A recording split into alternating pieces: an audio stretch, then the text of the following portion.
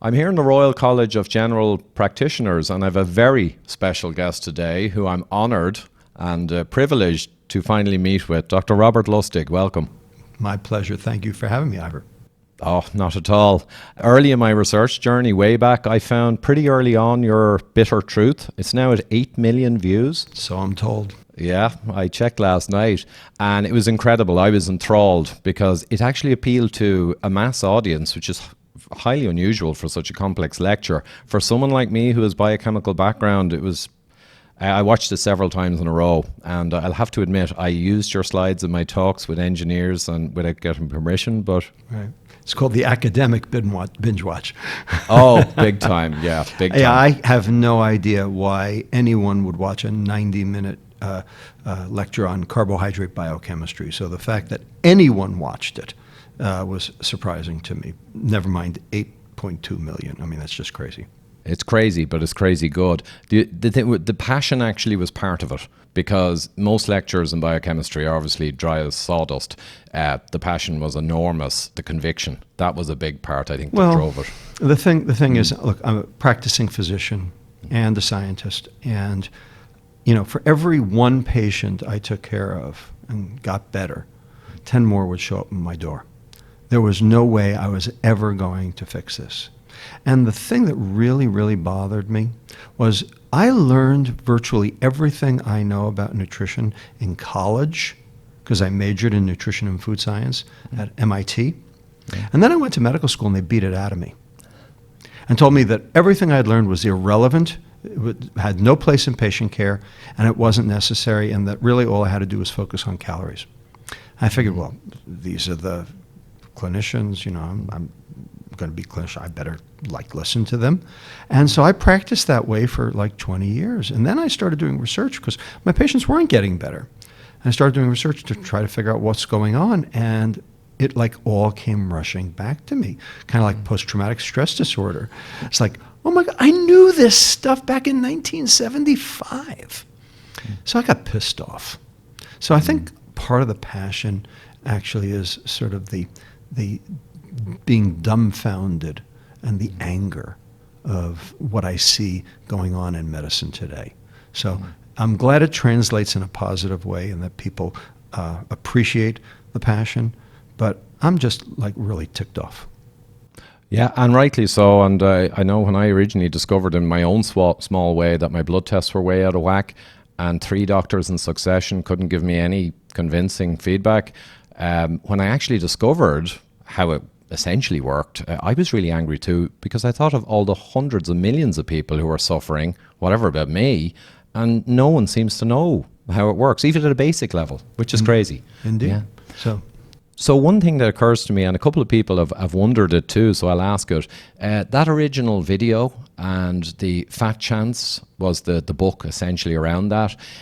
Years later now, is there anything in there that you would change with your further research or possibly emphasize in different relative ways, do you think? Well, we have more data.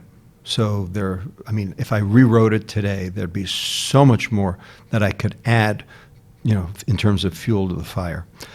There's nothing in the book that's wrong. So there's nothing I would retract. I would add certain things.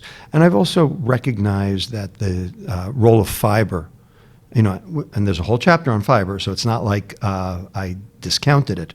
But I've come to realize just how important the fiber story really is. Ultimately, I can sum up healthy eating in 2 clauses. Protect the liver, feed the gut. Protect the liver, feed the gut. If you protect the liver so that it's not getting the tsunami of mono and disaccharides that come from ultra-processed food, digestion and absorption early on in the duodenum, then you protect the liver. If you can move that food through the intestine so that it doesn't get absorbed in the duodenum and gets further down to the jejunum so that the intestinal microbiome can chew it up, that means even though you ate it, you didn't get it. Since this is a macronutrient excess problem, this chronic metabolic disease problem, if you can get your bacteria to chew it up instead of you, then it doesn't really matter what passed here, it matters what passed here. right? It doesn't matter what you ate, it matters what you absorbed. So if you feed the gut, you solve the problem.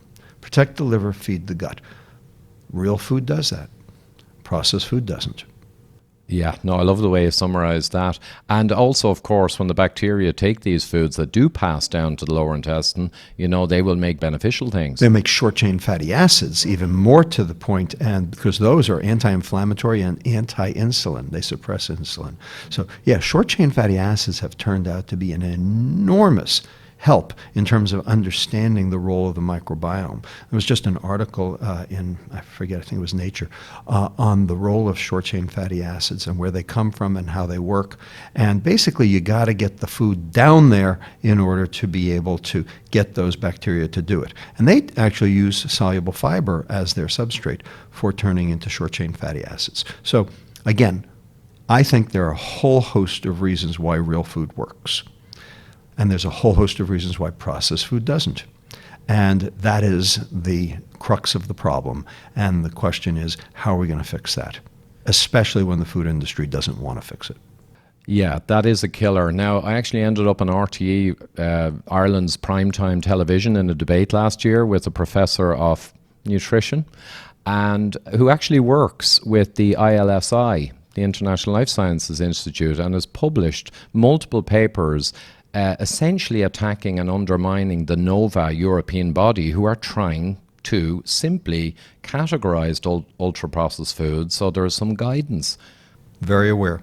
So there's a paper will be coming out shortly about in the UK looking at the various swaths of the NOVA classification, so going from non-processed all the way up to ultra-processed.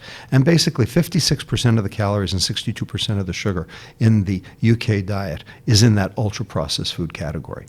That is the goal. That is the target. That is the problem. That ultra-processed food category. And the question is, what do you do about it? Because that's where the money gets made. And it's even worse than that, because if you take those ultra-processed foods, only 19% of the dollars you pays for the food. 40% pays for the marketing, and the last of the 40%, that's their profit. Well, I actually didn't really have any of those figures now. I would have guessed it not a mile off that, because I know it's insane, but it's great to hear those figures actually quoted. Shocking, really. And you're absolutely right, Robert. Well, you're obviously right, but the thing about the processed food industry, they need shelf life, they need to scale enormously across the world, and they need dirt cheap ingredients. And refined carbs, grains, seed oils, doesn't come any cheaper. It doesn't come any cheaper, and also the shelf life. It also doesn't come any more dangerous. Yeah, absolutely. And actually, circling back to what you were saying about the duodenum and that, I had interviews recently with Gabor Doshi, who's an extraordinary individual in Hungary who does deep research.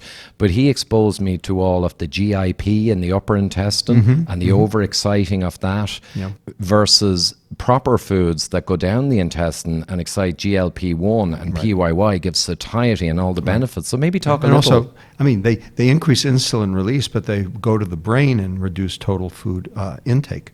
So yes, I mean, GLP-1 agonists are now being used for diabetes and showing some effects on weight loss. They're now, primary modes of therapy for type 2 diabetes in the United States. My point is, yes, that's great and wonderful, except we could be doing that so much cheaper, so much easier, and so much across the board. And even though these GLP-1 agonists exist, they're breaking the bank. So this is not a sustainable method for dealing with the problem. Ultimately, we cannot treat our way out of this problem. We have to prevent our way out of this problem. It's the only way to be able to recoup medical resources that are being thrown at this, that's breaking the healthcare bank and the budgets of every developed and developing country around the world. There are no options. When you look at the 6 cellular pathways within the cell that are associated with longevity, they are also the same 6 cellular pathways of chronic disease. They are glycation, oxidative stress, inflammation, mitochondrial dysfunction, insulin resistance, and membrane instability. When you look at the actual metabolic pathways of each of those, none of them are druggable, except maybe inflammation, and that's actually downstream of the others. They're all foodable, but not druggable. And they're only foodable with real food. In fact, processed food is what actually causes those dysfunctions. So when we treat various diseases like GLP-1 analogs for diabetes, or antihypertensives for high blood pressure, or oral hypoglycemic agents for hyperglycemia, or statins for LDLs, basically what we're doing is we're treating symptoms of a disease, not the disease itself.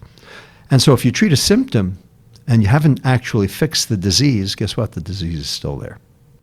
Yeah. And that's essentially getting worse. Yeah. And if you take fructose then, which is a major problem in processed food and not in real foods nearly so much, obviously, and you take refined carbohydrate or essentially glucose, fast flash glucose that'll hit the GIP-1, how would you see those in terms of deleterious potential? So a lot of fructose or a lot of refined glucose, or is it really the mixture together with one pushing up insulin and the other acting through ATP in the liver? And right. Well, in fact, you've got it exactly right. They both are problematic. It's not that one is safe and the other one's not. They're problematic in different ways. So glucose is the energy of life. Every cell on the planet burns glucose for energy. Glucose is so important that if you don't consume it, your body makes it. So people on ketogenic diets still have a serum glucose level. The Inuit, they didn't have any carbohydrate. They didn't have any place to grow a carbohydrate. They had whale blubber. Okay? They also didn't get cancer or heart disease. All right? The fact of the matter is they still had a serum glucose level. This was proven back in 1928 that they still had a serum glucose level. So where'd the glucose come from? Well, it's so important that their livers turned fat or protein into glucose so that their bodies could and would function. So it's not that glucose in and of itself per se is problematic. It's the insulin response to glucose that is problematic, because insulin, while lowering blood glucose, also causes cell proliferation, causes vascular smooth muscle proliferation, causes cancer cell promotion. It causes insulin, so glucose causes insulin secretion. And it's the insulin secretion that drives these chronic metabolic diseases and also drives weight gain. So it's not like glucose is off the hook, but glucose is a walk in the park compared to fructose. So fructose does not generate an insulin response unless you so overwhelm the liver that you get a serum fructose level, in which case then that fructose circulates, goes to the beta cells of the pancreas, and you do get an insulin response because there is a fructose receptor in the beta cell, which only kicks in when your liver gets overwhelmed. And then you've really got a fructose rise. But mostly what happens is the fructose goes to the liver, overwhelms the liver's capacity to metabolize it, turns the excess into liver fat through this process called de novo lipogenesis that we've studied. And that liver fat accumulation causes liver dysfunction and insulin resistance. So glucose causes insulin secretion, fructose causes insulin resistance. They both end up with high insulin levels, but for different reasons, and ultimately have different implications for chronic metabolic disease. So they're both important. And especially, I suppose, synergistically together, overloading both together is the worst case. And that's most processed foods Absolutely. have an element of that. And sucrose itself, of course, is the straight 50-50 both. Absolutely. And high fructose corn syrup is even worse. Yeah. It's around 65 or something fructose, isn't it? It can be up to 65% fructose, depending on which distributor and which food maker. Yeah. Well, you actually mentioned insulin or hyperinsulinemia, insulin resistance, obviously a favorite topic of mine. Dr. Joseph Kraft, who died last year, who did the 15,000 insulin assays, his quote, one of them I loved, was hyperinsulinemia and insulin resistance, they are not combatants, they are one and the same. What he really meant is for pathological states, they're two sides of a coin. But on that thorny question, well, for some people who are nerds, is it more the hyperinsulin begetting the insulin resistance with time, or insulin resistance building, which can happen for other reasons, driving hyperinsulinemia? Or is it kind of both together? Yes. Yes. It's both. It's both. It can go either way. So insulin resistance at the level of the liver can cause hyperinsulinemia and chronic disease, or insulin secretion at the level of the pancreas can drive weight gain, which will then lead to insulin resistance too. In other words, if you have a circle of insulin resistance, and weight gain, it can go in either direction. And different people go in different directions. And to be honest with you, in terms of treatment, you actually have to be able to parse that. You have to be able to figure out where the origin of the problem is in order to direct your therapy to that target in order to get beneficial effects. If you enter the pathway at some other node, it won't work. And this is why it's so essential to understand nutritional biochemistry completely, and also see each patient individually and know their physiology in order to be able to target the therapy to the pathology, which is what we did in our obesity clinic every day for 17 years that I ran it. Excellent, yeah, Rob. And I often say to people when I'm trying to explain, the arrow of cause can go in multiple directions depending on the scenario. And exactly, if you don't, for an individual case, if you don't find out where you are in it, you're not going to be effective. But the great thing is that real food works for virtually everybody. Yes. Now, there are outliers. There are people where real food is not going to be the answer. They have maybe genetic defects or epigenetic abnormalities or potentially developmental programming issues where something even more extreme may be required, including, shall we say, altered or multimodal dietary therapies and or drugs, and we used them as we needed to. But if you're looking for a general public health message that will help virtually, I would say, 90 to 95% of the population right off the bat, it's real food. Yes, and myself and Dr. Gerbers, we say 3 eliminations: sugar, refined carbon, seed oils, and then processed food is... That is processed food. That is processed food. So I'd say processed food is stuffed with all 3, is what I always say. And That is that's it. processed If food. people only did that, yes, there will be people who have diabetic dysfunction who can benefit from low carbon, keto, or weight loss. Yeah. And all that's true. But for the vast majority, just that switch away from processed food would have an enormous bang for the buck. Exactly. So I think there are people who require shall we say, very low carb or even sometimes ketogenic diet in order to suppress their insulin so severely that that becomes necessary in order to turn them around metabolically. And I have taken care of patients in clinic who had insulin responses to an oral glucose tolerance test that were in the hundreds, even thousands. A serum insulin at 30 minutes of 900, and then at 60 minutes of 1,300. Enormous insulin responses to glucose.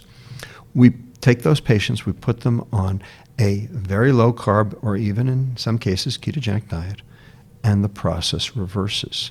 And the parents kiss my feet. Wow, that's so rewarding to be able to take such entrenched cases that the vast majority, if we're honest about it, Robert, the vast majority of doctors and medics and even specialists, endocrinologists, do not really have a full grasp of what you're saying, right? Unfortunately, they still think it's about calories. Or glucose, blood glucose. Well, so and I will tell you that we have a problem, and you just mentioned it. We have this thing called sugar. And sugar really has 2 definitions. There's blood sugar and there's dietary sugar, and they are not the same. Blood sugar is blood glucose. Dietary sugar is glucose fructose. We treat them like they are the same thing. They are not.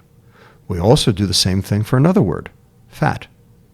We have body fat and we have dietary fat, and they are not the same.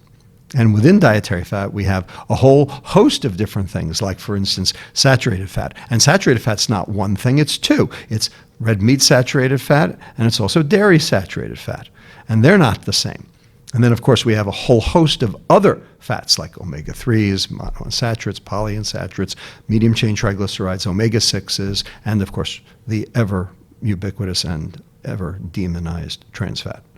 So the fact of the matter is, fat is not fat, sugar is not sugar, a calorie is not a calorie. The only way that doctors can help their patients is to understand nutritional biochemistry. Yet, it is the one thing doctors don't learn in medical school, nutrition. And it will be slow to change, in fairness. We're trying to fix that. Yeah. And if we just take the fats there, and there are myriad different fats, and they've been like stearic acid is supposedly not problematic, and this other one is, and all that kind of thing. There's a lot of science. Well, we think palmitate is the particularly egregious compound. But palmitate really does not come from your diet. It comes from de novo lipogenesis. It is the sole fat that de novo lipogenesis makes, is free palmitate. We think that's the particularly egregious guy in the story. And I know Professor Volek did some beautiful work in human studies on that, feeding very high saturated fat, low carb, and the blood fat levels of palmitate were way lower than the healthy high carb, low fat diet. But there's so much data now, actually. We, in a sense, my own sponsor, David Bobbitt, Irish Heart Disease Awareness, he feels that what's already in the literature, there is plenty there to answer these questions. There is. More research is not really going to change much. It's a battle not based on producing more papers per se. Well, this is a problem of science, is what level of proof do you need to act? Where is the line? And I will tell you that the food industry moves the goalposts. What they say is, we need randomized controlled trials, and then you produce the randomized controls. We need, longer term. We need something, because they don't want to change. They're doing their absolute level best to maintain their position and their market share. So they can always say, we don't have enough research. And you know what? We'll never have enough research, but that doesn't matter. The point is, at some point, you just have to sort of bite the bullet and say, when do we have enough to act? And the answer to that is, we have way enough to act now. It's very reminiscent of the tobacco playbook, of course. It's tobacco all over again. It's exact, and I believe that the tobacco people moved into processed food. I interviewed a lady. Actually, it's really the other way around. The processed food people moved into tobacco. His name was John Hockett. He was an MIT professor. I hate saying that, since that's my alma mater. But he actually worked for the sugar industry and then went to work for the tobacco industry. Okay, and there back may in have the been 1950s. Yeah, there may have been cross-pollination then, back the other way. I think when tobacco got a bit squeezed, I think tobacco companies began to invest in processed food. Oh, absolutely. And so drinks. Altria, it was Philip Morris, was Kraft, and General Foods. R.J. Reynolds did that. Nabisco, absolutely, they were diversifying their portfolio, and they were bringing what they had learned in terms of tobacco to how to market processed food. Snackwell's, perfect example. And I interviewed a lady, a fantastic lady, Joan Ifland, last week in Seattle. I was guessing you might, and we had a lovely interview. She was a fantastic talk. Lovely lady. But and she is this textbook, an actual textbook now, not a populist, processed food addiction. Correct. Yeah, and that sounds like one I really got to get hold of. We're actually going to be using that as a textbook at Touro University, California, where I teach. It's an osteopathic school in Vallejo, California. Excellent, yeah, because she spoke highly of you, but it was briefly in the conversation amongst other things, and I didn't know how well you were connected. We are connected.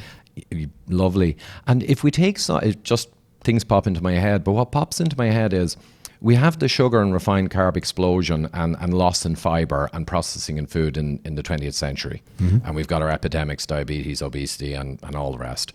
The seed oils, the soy, and not just trans fats, but the omega-6 rich seed oils have also gone up by an enormous magnitude. And there's a lot of science around their being obesogenic. I mean, a lot of animal studies and very impressive ones. Mm-hmm. How do you feel those two stack up as causal? So it's very interesting. This is a complex subject with a lot of data and a lot of people on either side of the argument. I've talked at great length about this with my colleague, Dr. Dariush Mozaffarian at Tufts, who's probably the world's expert on this. We all agree, to a nutrition researcher, that omega-3s are good. We all agree on that. No one doubts that. The question is, are omega-6s bad? And, people have talked about the omega-6 to omega-3 ratio. And, it used to be 1-to-1, now it's 25-to-1. We also know that omega-6s are the precursors of arachidonic acid, which is, precursor to prostaglandins, involved in inflammation. And we need inflammation because we have to fight off the maggots, You can't not have inflammation. You have to have it. The question is how much of it, and does increased omega-6s drive it? And the answer is maybe. We don't know that. Dari thinks not. He doesn't think so. He thinks that omega-6s are not nearly as bad a rap as people give them. But here's the thing that's really important. Omega-6s are in everything because they're stable, they're cheap, and they don't smell. Omega-3s smell. They smell like fish. So you don't find them in a lot of processed foods. So we use omega-6s. They don't smell. The problem is when you take an omega-6 fatty acid and you heat it, you'll supply energy to that double bond and you will basically transit. You will turn it into a trans fat. And because so much processed food has so much omega-6s in it, and because they've been subjected to heat of various methods, in terms of the processing, it very well could be that those omega-6s are now trans fats, and that's the reason, so that it's actually an epiphenomenon of the omega-6s being high in these foods, but it's actually the mechanism is that of trans fats. So we don't know that. So I think there are data implicating omega-6s in disease, but what I don't know is it really the omega-6 or is it what happened to the omega-6? Because food processing, food engineering matters in this case. But I expect that the food manufacturers and producers of vegetable oils should be extremely helpful to help us get this answer. They would want to assist. Don't bet on it. I know, sarcasm there for sure. No, I hosted the debate between Dariush and Gary Taubes a month ago, and it was very interesting because we kind of went down a bit of a rabbit hole in that, and of course I had to bring up Sydney Hart and Minnesota and the Helsinki businessman's trial and all the trials where the extra non-trans, generally it's assumed, went the wrong way. Well, we don't know. But we don't know for sure. But we don't know. I mean, I understand, but what you think you know, you don't know. I think the most we know about those oils, even non-trans, is from animal experiments, and there's a lot of those with carcinogenesis and obesogenesis. But they are animals, so we don't know yet. To watch. It's complicated. Yeah. So, you had a study out. One of the things since your book and the lecture is certainly you did run a small study on children with the key intervention of removing fructose rather than adding in a lot of things. Maybe just run through that. Sure. So what we did, and I'm very proud of this study, and it's the gift that keeps on giving. It just, nice. The data just phenomenal. What we did was we took 43 children from our obesity clinic at UCSF with metabolic syndrome, so obesity plus at least one comorbidity, Latino and African American, all high processed food consumers. And what we did was we figured out what they were eating on their home diet. We studied them on their home diet. And then for the next 9 days, we catered their meals. No added sugar. We gave them fruit. That was their sugar. But no other added sugar in any of the foods that we catered. Which would be a big change for them, I'm guessing. It's a 350 to 400 calorie reduction per day. Now, we took their percent of calories as sugar from 28% to 10%. Now, if you do that, you're losing 350, 400 calories. That could cause weight loss. And so if the patients got better, people would say, well, of course I got better. They lost weight. We didn't want them to lose weight. So that meant we had to resubstitute the same number of calories we were excluding as sugar in something that was equicaloric. So we gave them processed starch.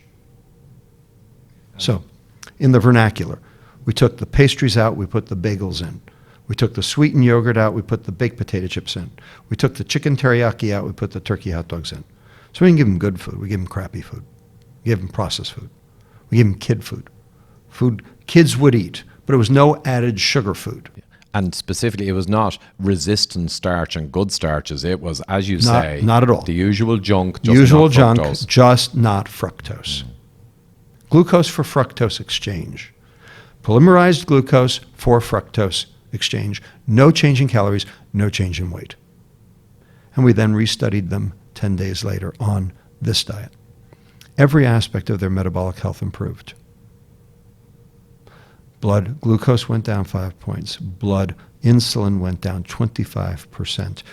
Triglycerides went down 46%. ApoC3 went down 49%, which is huge. Yeah, that's enormous. big. Okay. And most importantly, we studied their fat depots. So their sub-Q fat didn't change at all because they didn't lose weight. Their visceral fat went down 7%, and that's good.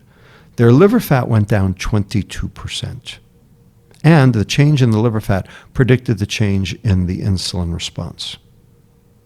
And now we've just published a fourth paper on this study that just came out 2 weeks ago in Journal of Clinical Endocrinology and Metabolism, where we have actually found the toxic metabolite in the liver that fructose drives to cause the de novo lipogenesis and the insulin resistance. It is called methylglyoxal. It is an alpha dicarbonyl, which means it is 250 times more dangerous than glucose at forming the Maillard reaction, the glycation, the Browning, yeah. the Browning reaction. And every time that happens, a reactive oxygen species gets released, which has to be quenched. And if it doesn't get quenched, guess what? It drives all these chronic diseases. So we now have the toxic metabolite. We know why sugar is doing this. We know why sugar is bad for you. We know why sugar is toxic. That is detrimental, unrelated to its calories. And we know why everyone's getting sick. And we know what to do about it too. And I'm very comfortable with this.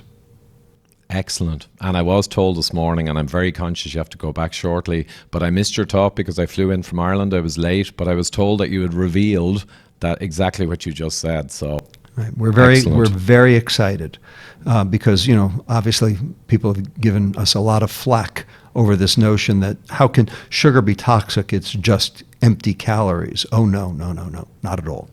It is metabolized differently, and one of its metabolic byproducts is toxic. And we have it.